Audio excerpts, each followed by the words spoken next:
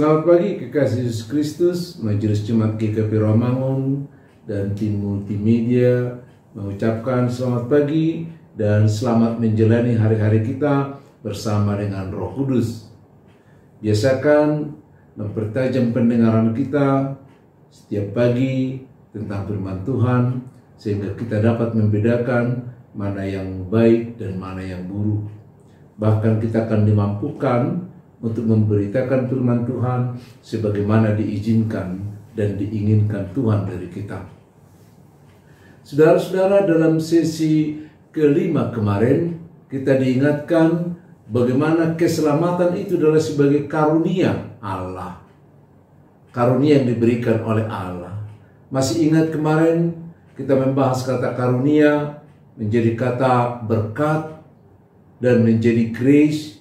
Dan dari grace kita melihat ternyata diterjemahkan dalam bahasa sehari-hari menjadi gratis.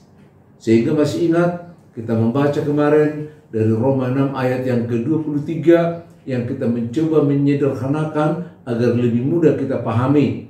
Ya, boleh kita baca di sana dikatakan upah dosa ialah maut, tetapi hidup kekal adalah pemberian Allah secara gratis dalam Kristus Yesus. Jadi hidup yang kekal itu adalah pemberian Allah secara gratis di dalam Kristus Yesus. Inilah yang mencungkir balikkan pemikiran setiap orang Kristen yang sungguh-sungguh percaya dalam Yesus Kristus. Dan ini juga yang memberikan jaminan bagi kita tentang hidup yang kekal. Mau kapanpun kita meninggal dunia, kita tetap memiliki jaminan. Karena Tuhan tidak akan pernah melepaskan kita dari tangannya. Ini juga yang selalu membuncah, ya, semakin membesar, menjadi dinamika di dalam setiap orang. Karena setiap orang yang memiliki pemahaman seperti ini akan senantiasa ingin memberitakan Injil ini kepada siapapun, kapanpun, dimanapun. Dan ini juga bukan soal status, ini bukan soal jabatan, tapi soal keselamatan. Soal bagaimana air yang hidup itu akan mengalir dari dalam diri kita masing-masing. Tapi memang harus diakui bahwa hidup yang kekal sebagai karunia dari Allah Bapa itu tidak dapat diterima oleh semua orang. Kenapa? Kan karunia. Kan gratis gitu ya. Ternyata ada satu hal yang harus kita selesaikan supaya kita bisa mendapatkannya. Apa itu? Ya dosa. Semua kan manusia telah berbuat dosa. Oleh karena kita telah berbuat dosa, kita telah kehilangan kemuliaan Allah. Apa dosa itu? Ya tentu kalau kita selalu bertanya tentang dosa, pasti semua udah tahu, yakni ya pelanggaran terhadap perintah Allah. Ya, baik dalam perbuatan, perkataan, dalam pikiran. Bahkan banyak orang juga berdosa sekalipun dia fasik, misalnya tahu yang baik tapi tidak melakukannya. Bahaya. Tahu yang baik, tahu kebenaran tapi tidak melakukan, itulah merupakan satu pelanggaran di hadapan Tuhan. Saudara-saudara, kalau kita sekarang sudah menjadi orang yang maju, orang ekonomi kita juga mungkin sudah lebih mapan, sehingga kita tidak mencuri lagi, sehingga kita tidak membunuh lagi, atau tidak berbahasa kasar. Tapi kalau kita lihat tadi semuanya itu, bahwa dosa itu sebagai perbuatan, perkataan, dan pikiran. Bahkan secara fasik, kalau kita tidak melakukan yang baik itu adalah merupakan dosa. Tapi yang paling banyak dengan pikiran. Kalau kita urai dengan pikiran kita, ada di sana iri hati, ada kecemburuan, ada dendam, ada apa lagi? Ada banyak sekali.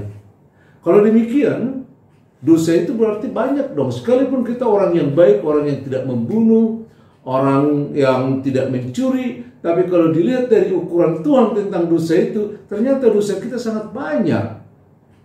Bayangkan, sebagai orang yang baik, berapa kali kita berdosa satu hari?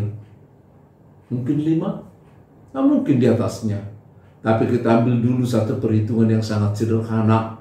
Yang mungkin aja ya, kita berdosa 3 kali satu hari. Ada pagi, ada siang, ada malam gitu ya.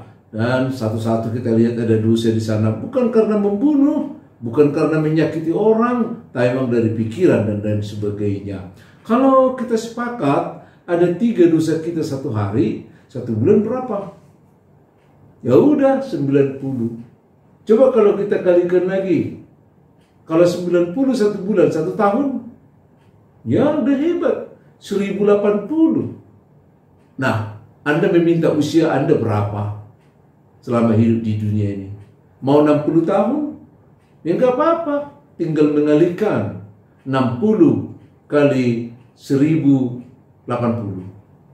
Mau 70 tahun ya terserah. Mau 100 tahun ya tinggal mengalikan. Jadi setiap tahun dosa kita terus bertambah 3 kali. 3 kali sehari aja.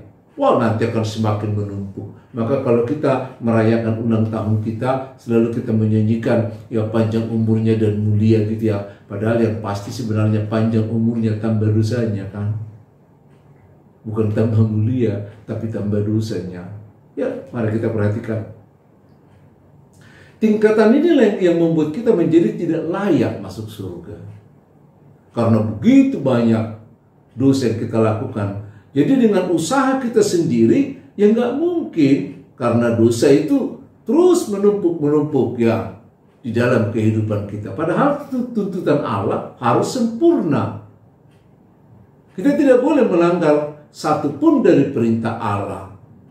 Dan tidak boleh ada satu dosa pun di dalam kehidupan kita. Karena apabila kita memiliki satu dosa, itu akan menghancurkan semua perbuatan baik yang pernah kita lakukan. Anda kecewa? Contohnya gini, kalau kita sedang mau membuat kue wulu dengan loyang yang besar, katakanlah supaya mudah dihitung ya, kita siapkan 10 telur. Tentu juga tepung untuk itu, gula juga, dan lain sebagainya sudah dipersiapkan dengan satu adonan nanti, kue bolu dengan 10 telurnya. Lalu kita mulai mengerjakannya. Masukkan ke dalam panci dan mulai di blender. Ya. Mulai diputar. Ketika di blender kita masukkan telur 1, 2, 3 sampai 9. Tapi yang terakhir ketika dimasukkan, terlanjur dimasukkan ternyata telur itu udah bau busuk. Sehingga di dalam blender itu ada 9 telur yang baik ditambah 1 telur yang busuk. 1 loh. Pertanyaan, masih layakkah kue ini atau kue bolu ini, adonan ini dilanjutkan?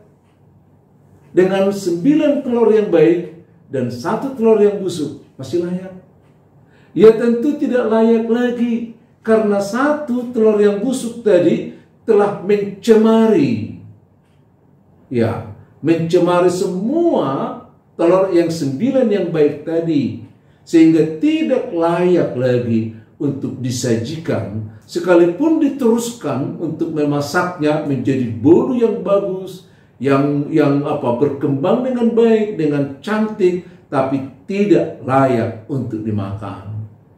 Sesungguhnya hidup kita juga seperti itu. Satu dosa merusak semua tatanan kehidupan kita. Karena iblis akan masuk dari dosa yang kecil itu. Maka kita harus tetap waspada. Karena dosa yang satu ini, karena tuntutan Allah kepada kita, kita harus sempurna sebagaimana Allah yang sempurna. Jadi mustahil kita masuk dalam kerajaan surga kalau kita tidak mampu. Karena perbuatan baik harus ada cara yang berbeda, yakni bagaimana cara Allah menyelamatkan kita. Inilah anugerah itu. Besok kita lanjutkan. Shalom.